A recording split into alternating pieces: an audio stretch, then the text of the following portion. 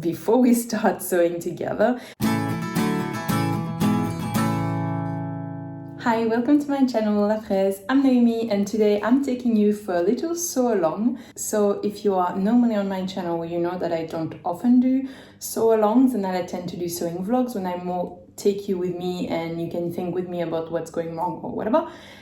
Here I'm doing the Cassidy Wrap top from Helen's closet, and the thing is I've already made it and I'm very confident about how to make it, so I thought I would do more of a sew along. So if you are making the Cassidy Wrap top for the first time, you can kind of like look over my shoulder and we can figure it out together, and I hope I can be a help in you making the wrap top.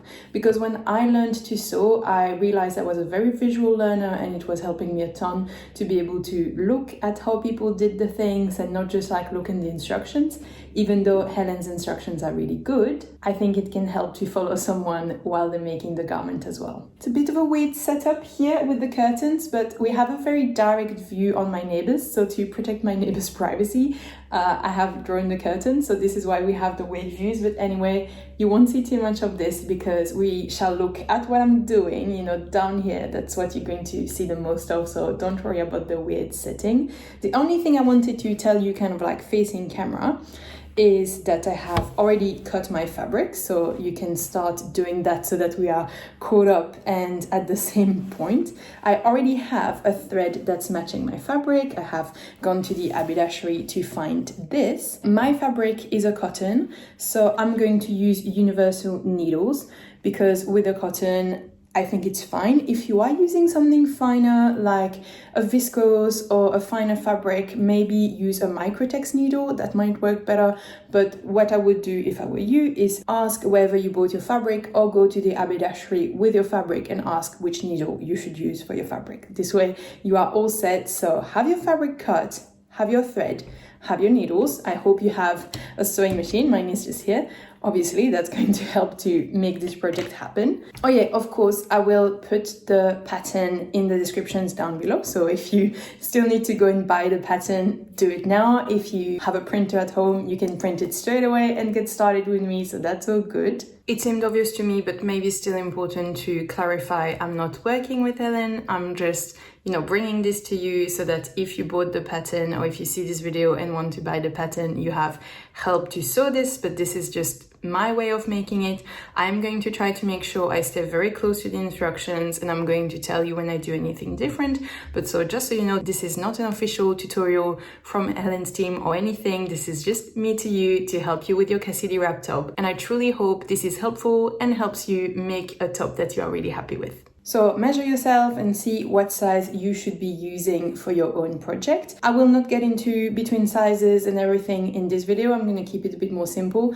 But if you look in the PDF with the instructions, you have plenty of information. So if you kind of need to tweak the size, look into that and figure that out before we start sewing together. In my case, I have not measured myself because actually I'm making this for my sister. However, I am using the same pattern pieces that when I used it for myself because my sister is roughly my size. I think she's a bit smaller, but strategizing, I was like, a wrap top is going to be fairly forgiving on the fit. Therefore, I thought it was quite a good present because I don't have her on hand to do lots of measuring and fitting. So a wrap top is going to work great for a present, as I can eyeball her size quite well. I kind of assume that you have cut all of your pieces and marked all of your notches before we start, and that you have also interfaced your, well, actually you can't really see the interfacing because it's quite wide, but that you have interfaced your pieces so that is your front, back and peplum facing. And also if your fabric is a bit thinner, you can also interface your belt. So in my case, in the very first version I made out of this, I will put it here, I made a viscose version of this wrap top and I have interfaced the belt to give it a bit of structure. With this cotton that is quite a lot more sturdy, I will not interface it so that it doesn't get too crispy. And by the way, there are different qualities of interfacing, and when I started, I kind of used the very strong one for everything, and I realized that some of my more flowy blouses ended up really stiff where the interfacing was. So as you can see, this interfacing is really soft. This is a more viscose appropriate facing, and for a cotton like here, it's nice as well because it's not going to make your garment too rigid. Okay, I think all our pieces are prepped, we have interfaced, we have cut, we are ready to go. And so that you know which view I'm doing today, I am doing view A because she doesn't wear very high-waisted pants, so I'm making the longer view on the peplum so that it kind of like meets her pants and she's not showing any tummy, but she asked for the thicker belt, so I'm doing the belt of view B. So watch out, because I'm using view A for the length, but view B for the ties, which means for the notches that are going to show me the opening for the tie, I need to mark the B notches on the A pattern piece. And I'm doing, watch out, I was like, do you want the short or the long sleeves? And she said 3/4 length sleeves. So here I had to do a little bit of crafting, because on your pattern pieces, you're going to see that there's a lengthened and shortened line on your sleeves. However, that lengthened or shortened line is if your arm is longer or shorter than the arm planned for the pattern's measurements. So in this case, I'm literally doing a 3/4 length sleeve. I'm not sewing for someone who has very short arms. So I can't use this lengthened or shortened line, because otherwise the place where the sleeve ends might be too narrow. If you think of your sleeve, I'm really exaggerating the shape, but so that you see, going like this, I can't just make the end size slide up, because otherwise it might be too small. So what I have done is that I have looked how long I wanted. I have measured, luckily I had the finished version of my version, so I could look on that, the length I wanted, and then I cut it at 3/4 length, and then there I use the ending, because you need to make sure you have a mirrored part to make sure you can do the hem properly. So I will quickly show you this mirrored part so that we know we are talking. Here we are. This is my sleeve, and as you can see, it's going to be much shorter than yours, but don't you worry, the construction is going to be the same. I'm just warning you so that you're not panicked if you see that my sleeves are very short. But as you see here, I have decided, okay, this is where I want the length of my sleeve to end. So then I have the mirrored part here, so that when I fold it like this, you see it matches perfectly for the hem. So that's one thing you need to pay attention to if you lengthen or shorten your sleeve more dramatically than what it's planned in the pattern. A quick note from Noémie from the future, I've just finished assembling the sleeves and they are actually quite wide. They have a bit of a kimono feel to them. You know, that oversized, a bit more blocky sleeve. And I am wondering if I shouldn't have done the shorten or lengthen line like the pattern said in the end. It depends on what look you want, obviously, because if you like quite a boxy sleeve, it's fine. What I would do if you plan on shortening your sleeves dramatically like I did is to measure the pattern piece, removing the seam allowances, and to see on the place on your arm where you are planning to have the sleeve finish, what size it is, and then you can decide if you want to take it in a little bit or not.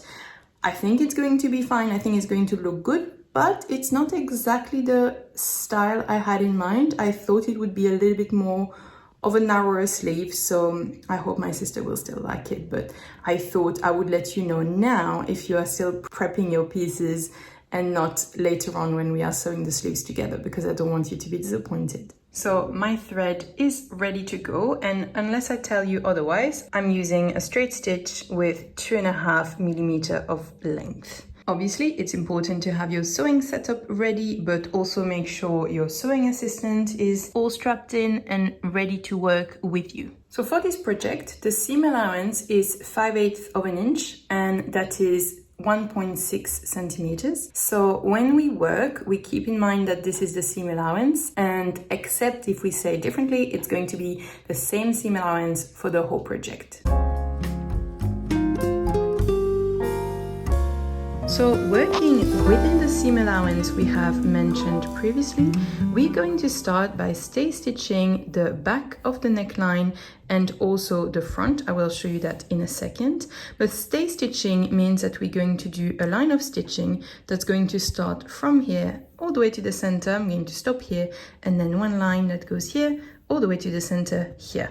I'm not doing it in one go to avoid twisting the neckline, so I'm really doing half and half, and I'm going to stay within the seam allowance. So that means I'm going to do it at about 1/2 inch or 1 centimeter 0.3. And this stay stitch is going to allow me later on when I work on the neckline that the fabric is not going to stretch, because as you can see there's a curve here, so the fabric is really prone to stretching, and we don't want a neckline that's going to be all curvy and warped and sad. And so to avoid this, we stay stitch so that that line of stitching afterwards protect our fabric from distorting. Still don't go crazy on it afterwards, it's not magic, but it's going to help you to keep a nice neckline. So let's do this. So that is done. I'm now going to do the same on the front. With the front piece, sorry my table is a bit small to show you this. With the front piece, we're going to go from the shoulder down to the center. And I haven't said it for the back, but it goes without saying, while you are doing your stay stitches, do it very gently. Don't pull on the fabric, because this is the moment you are protecting it, and after it's going to be protected. But those stitches you are going to do as gently as possible. Let the fabric being fed through the feed dog and through your machine. Don't pull in any direction. But at the moment, this is cut on the bias, so be nice and gentle with it. So this is what it looks like. Now we're going to take the back piece and the front piece, and we're going to match the shoulder seams. I have not matched them yet, just so that you can see that I have both pieces. And you can use your preferred way to finish your seam allowances. I personally am going to do French seams, and that is because I do not have a serger, and I think French seams look a little bit more polished than a zigzag stitch would look like. But if you are doing an overlocked seam or a zigzag stitch, which are both really fine options, you're going to put pins on the seam, you're going to stitch it at the seam allowance, so 5/8 of an inch or 1.6 millimeters. I'm not going to repeat it every time, promise. And you're going to stitch this, and then you're going to finish your seam either with your serger or your zigzag stitch. I personally am going to do a French seam, and I'm going to show it to you on this seam, and then afterwards I won't re-show it each time. So this is the one time I show it, and then afterwards you'll know that every seam I'm doing the same way. So to sew a French seam, we're actually going to sew our first seam wrong sides against wrong sides, so right side out. And I know this feels really wrong, because I feel like the first thing you learn when you learn to sew is that you don't sew your clothes with the outside facing out, but you sew them with the wrong side facing out. But here we are going to match wrong side to wrong side, so the right side is out.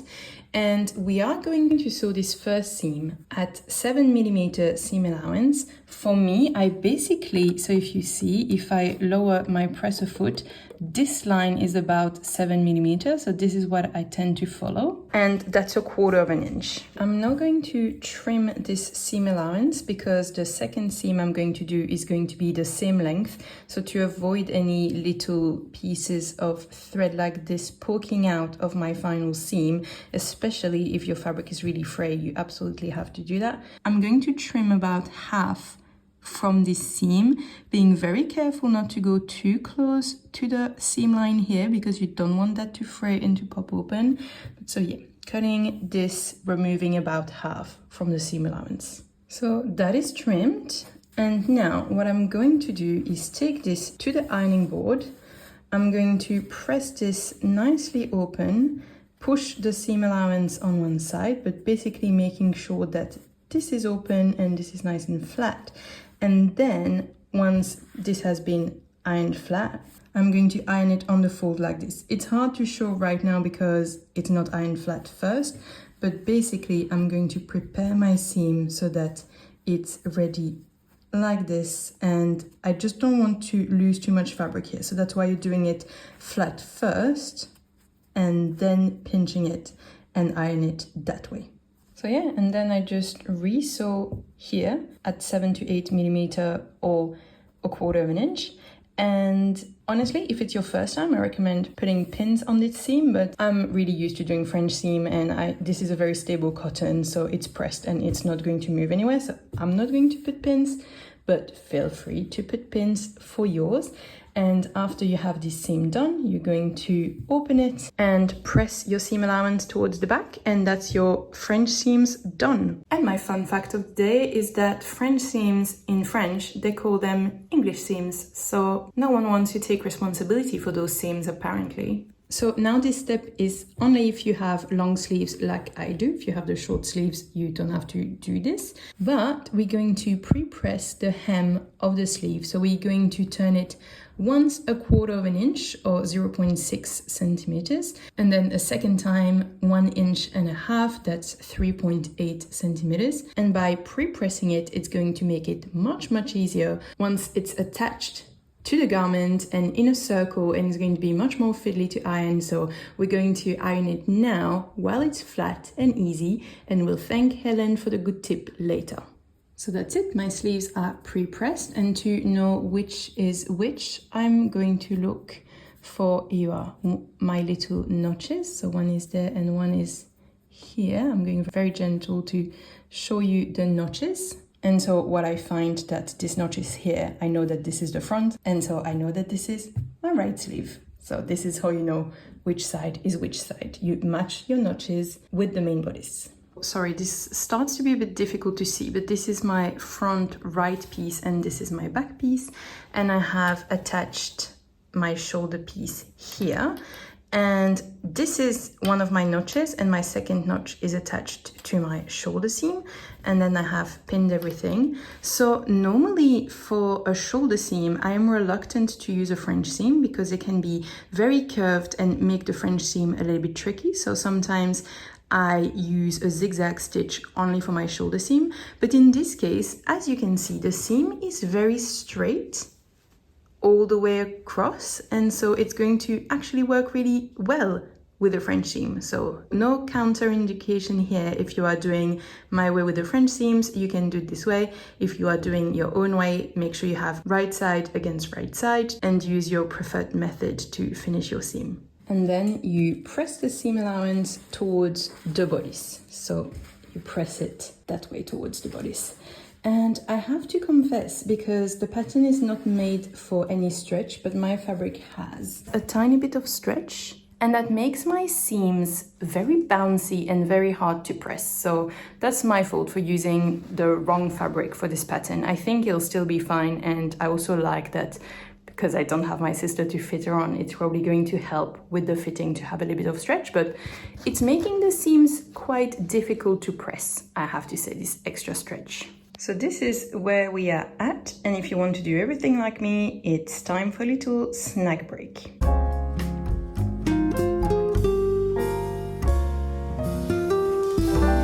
So if you are doing the short sleeves version, this is the moment where you pre-press the hem for your sleeves. So first 1/4 inch, that's 0.6 centimeters, and then 3/8 inch, that's 1 centimeter. We are now going to sew our gathering stitches. So you find your notches, mine is here and the other one's here. And we are going to sew gathering stitches between the notches. So what Helen recommends is to have one at 1 centimeter and one at 2 centimeters. So that's one at 3/8 inch and one's at 3/4 inch. And this way you're going to have a line of gathering on either side of your seam. I personally really don't like this because I hate unpicking the line of gathering that is visible, and I've had situations where it's left marks in my fabric. So personally, I'm going to go a bit rogue and I'm going to do 1 centimeter, so that's 3/8 inch, and then I'm going to put the next one at the seam line, so 5/8, which is 1.6 centimeter. And this way the second line is going to be on the seam line, so it's going to be invisible. I still have my 2 lines, but this way I don't have to unpick anything, which I really hate to do. So on the front, on both sides of the front, and then at the back, same game, we are going to put our 2 lines, so one notch and the other one is here. So between the 2 notches, we're going to put our gathering stitch. So to do a gathering stitch, we're going to increase the stitch line to the longest length possible, and we aren't going to backstitch at the start or at the end of our seam. We're going to leave long tails to be able to pull on them. Okay, so you can see my 2 lines of stitching on the back and on the front bodice with my long tails as well. And do it now to not forget, but bring this back down to 2.5, because it's the type of thing you might forget, and then afterwards you're sewing all of your seams at 4 millimeters length, and that's a bit too long, really. Helen tells you to gather the stitches now. I will personally do it when we come to sewing this, and it has to be gathered. So if you want to do it now, do it already now. So she gathers them now and then perfects the length later. I just prefer doing it in one step later. I'm going to go straight into sewing the side seams, and that is a side seam that's going to comprise of the side seam and the sleeve seams in one go. I'm going to show you now. So I have pinned my side seam and my sleeve. Don't forget to unroll your pre-pressed hem because you want to really sew all the way to the end here. And obviously if you are doing a traditional seam finish, you're doing right side against right side.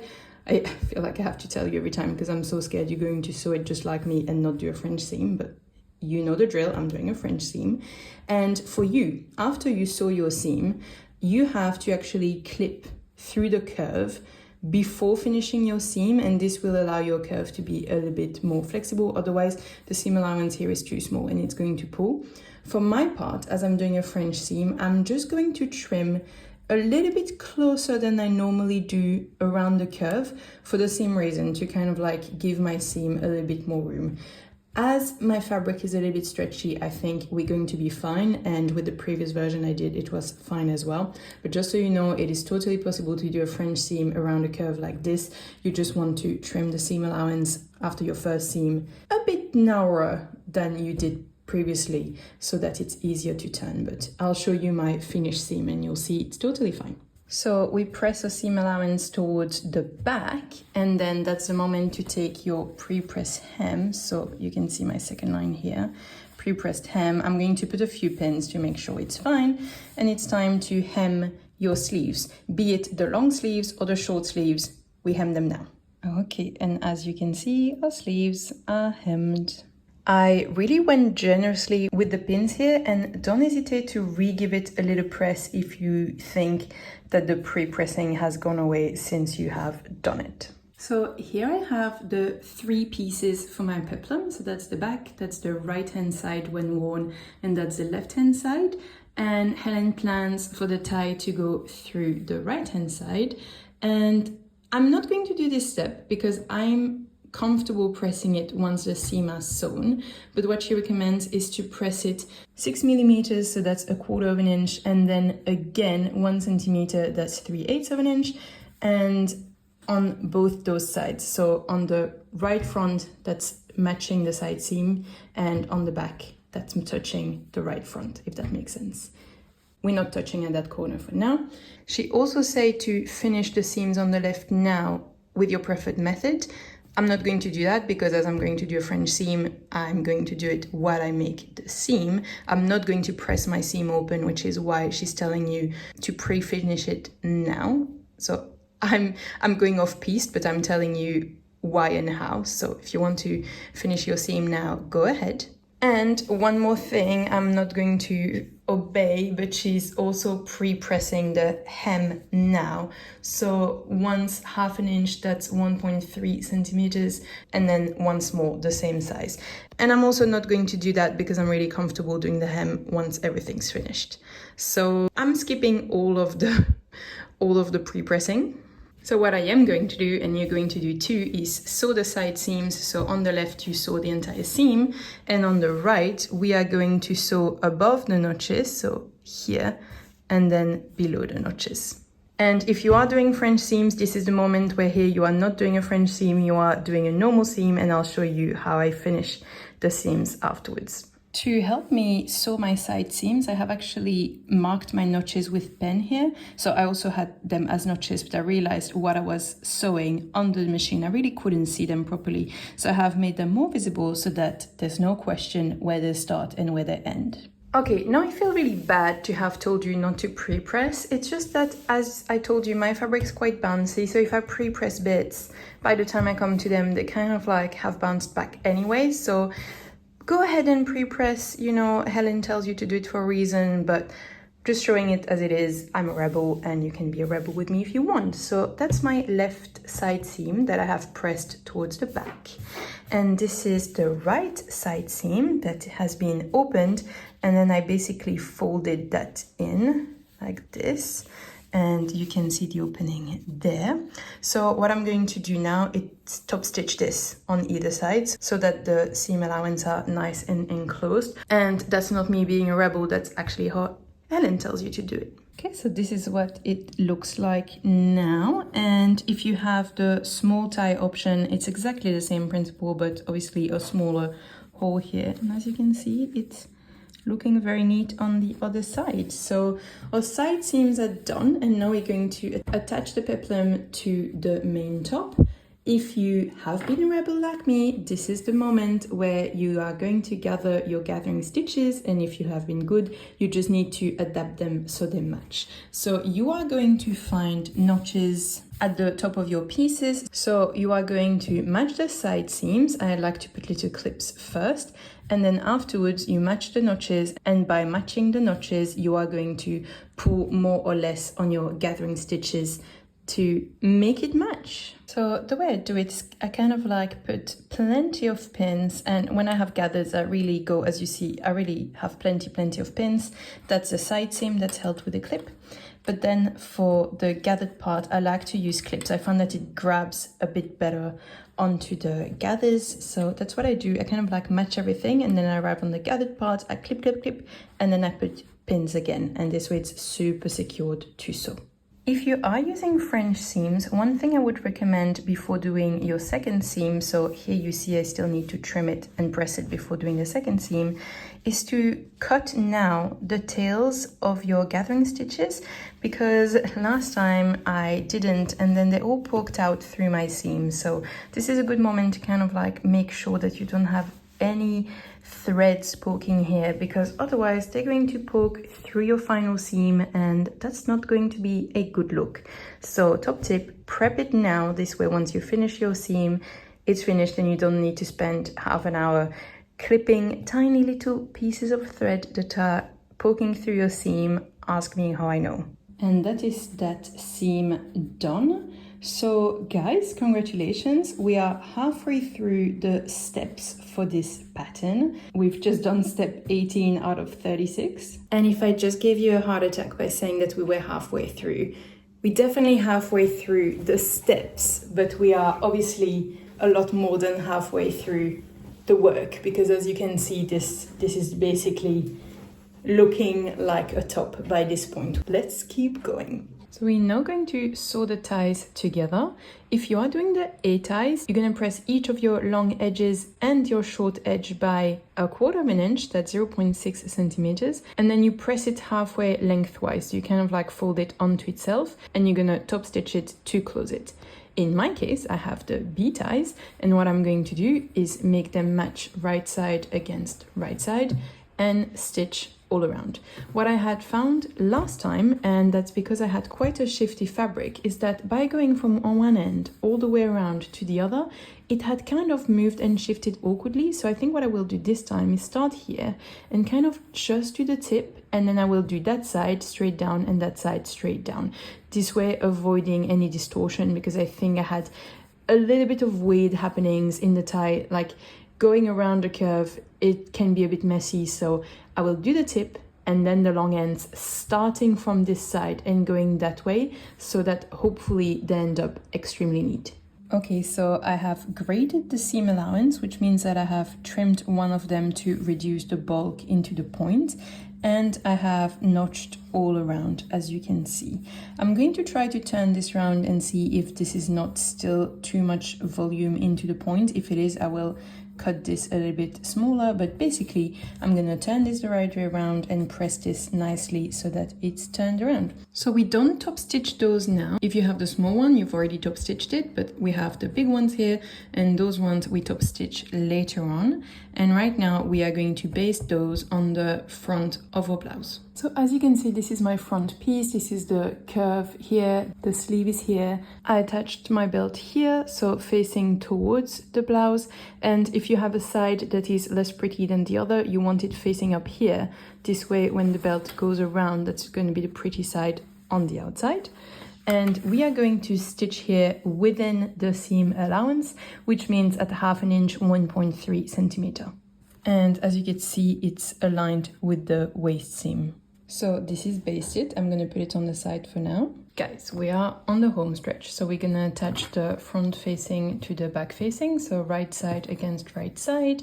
And then the front facing to the peplum facing. And I remember this being confusing last time because I will put the illustration here of how they show attaching the peplum to the front facing, but actually if you align the edges it is going to be wonky, so not to worry if it is wonky, as long as when you open it you have this curve, so going a bit like this, following basically the shape of your neckline and the peplum, it's going to be fine. So just a heads up here that the illustration can be a bit confusing. And for this part, I am not going to do French seams because actually this is going to be fully enclosed in the end. So we're going to try to reduce bulk, so no French seams at this point.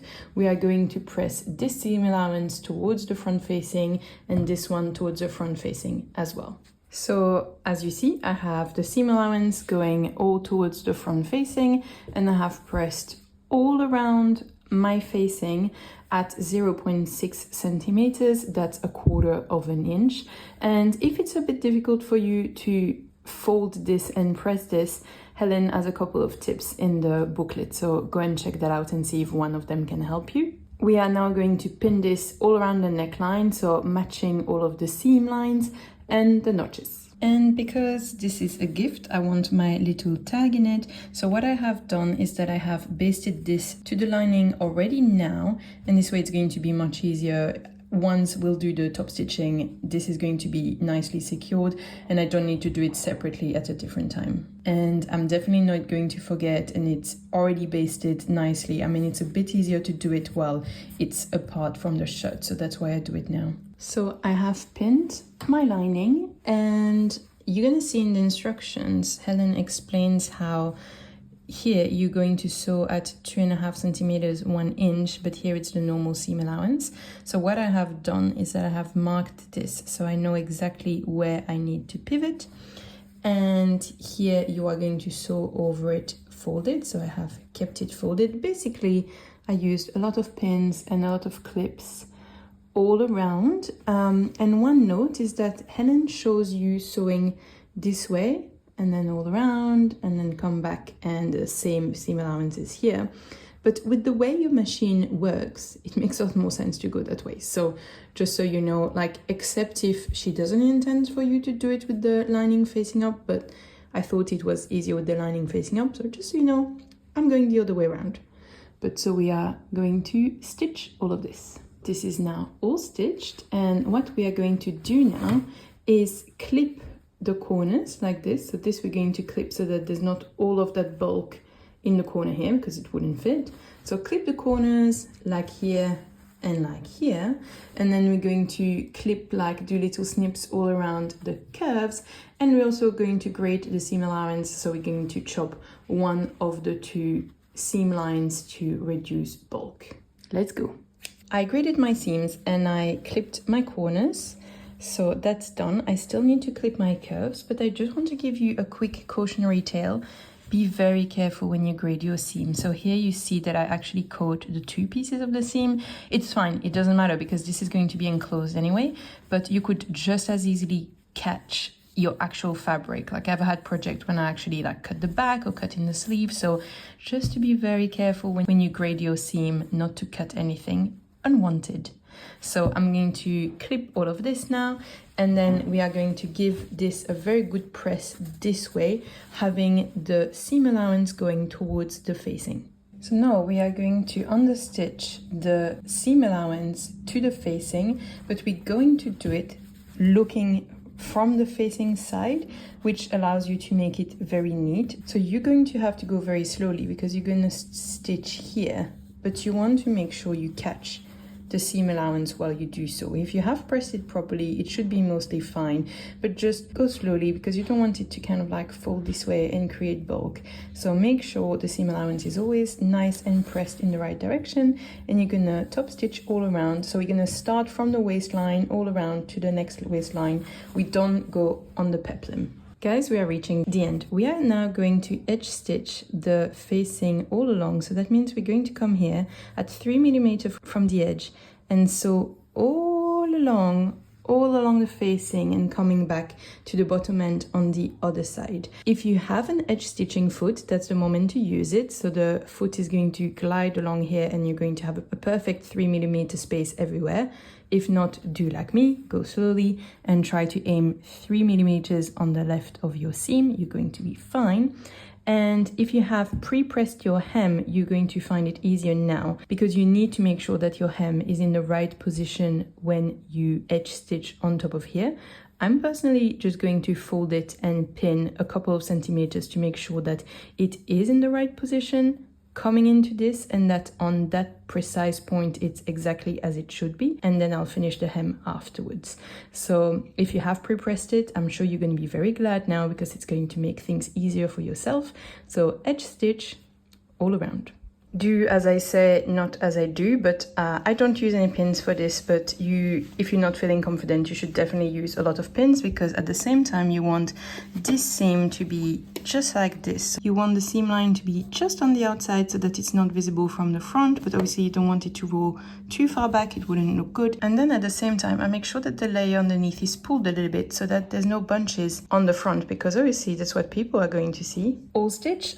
Please again, don't follow my example. To be honest, my fabric is quite stable, so it was very easy because it kind of just fell into place nicely. But if you're using anything lightweight, put as many pins as you need, and Helen also recommends you maybe re-give it a little press to make sure that it's all fine. So you have a lot of moving parts because you have this seam you want to check, you want to make sure that this is flat, that is flat, that nothing's catching, so, and you need this to stay folded. So there's a lot to think about, so do not hesitate to use a generous amount of pins if you need them. It's also a little bit stressful because obviously you're sewing from the inside and then afterwards you discover if it looks good on the outside, but obviously to make sure that you catch that edge, it's a little bit easier to do it from the inside, I find. So now for the hem, I'm going to go to my ironing board and press it and then hem it. So you're basically going to have the stitch line going along here.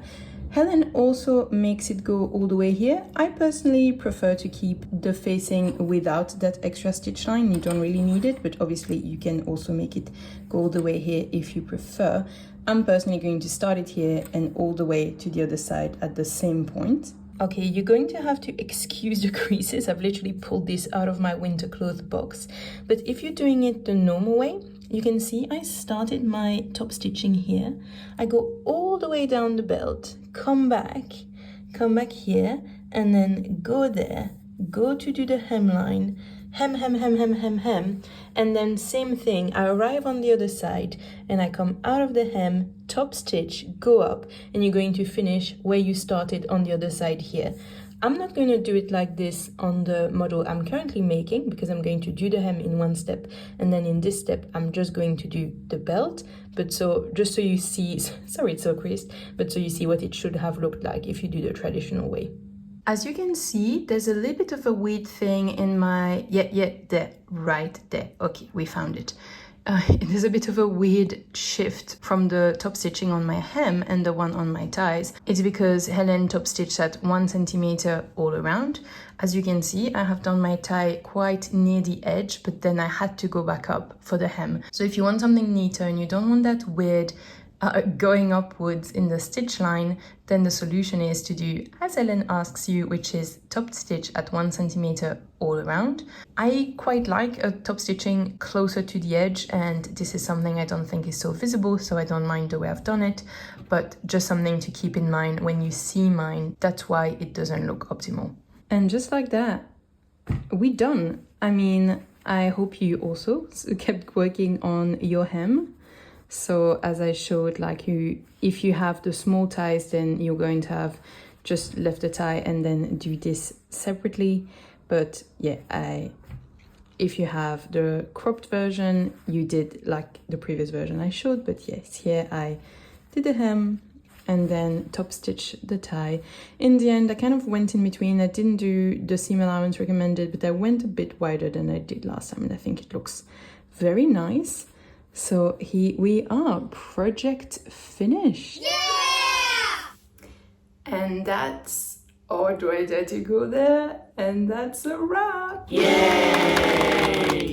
Fine, that was a stupid joke. I hope that if you finished your Cassidy top at the same time as me, you had a great time. I really hope that having a sew along maybe helped if you are more of a visual learner, and that it was helpful to be able to do it at the same time as me.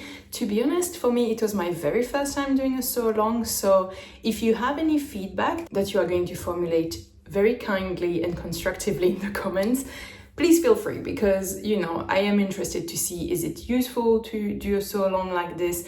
Obviously I understand that this video is not going to be interesting for all of my normal viewers, but if you are making the wrap, is it useful to see it this way, and is there something I could do differently so that the video is even more useful? I'm not sure how often I will do sew alongs. I have another one in the works. The only thing is that I don't know if I'm going to have filmed it before this goes online or not, so I'm not sure if I'll be able to take the feedback on board for already the next one, but definitely for future ones I'd be super interested. Is there anything you'd like differently in a sew along format video so that it's even more helpful? And in general, is that something you are interested by? And obviously I understand that if you're not going to make the wrap, it's not interesting, but is that something that is helpful when you sew in general? Because I'm a bit considering, do I make more of these or not? Shall see. I think that the more chilled sewing vlog stays definitely my zone of comfort, but you know, I'm not against doing a little bit of sew alongs as well, you know, to mix things up, and everything doesn't need to be the same format all the time. So yeah, that's it for me. I'm super happy with how this wrap turned out. So now I have my sister's and mine here, and I have two beautiful wraps. I hope she's going to be very happy with it. Her birthday is early September, so I'm going to give it to her in a few days. I'm still going to make, so I bought a little bit of extra fabric, and I'm going to make a mini-me version. So it's not going to be a wrap, but I'm going to make a blouse for her daughter, she's going to turn 5 in November. So I thought I would use the rest of the fabric I have to make something for her daughter so they can match, and that can be super cute. So I still need to make that, and I will also film the process, I think more in a sewing vlog, my usual style, because it's a pattern I've never made before, and I'll give you a review on the pattern brand. To be honest, I sew very little for kids, so the pattern brand is a new for me pattern brand. So you'll see all of that, and I believe the time of filming this in the calendar, this is supposed to come 2 weeks after this video here. So normally it comes in 2 weeks, and you can see the mini-me version in the same fabric and to see how that turns out. And yeah, thank you so much for following along this video. I hope it was helpful. I hope you had a good time, that you now have a Cassidy Wrap top and that you are super happy with it. And I'll see you in the next one. Don't forget to like the video if it was helpful. Don't forget to subscribe if you want to see more of me. And don't forget that you can make anything. Bye!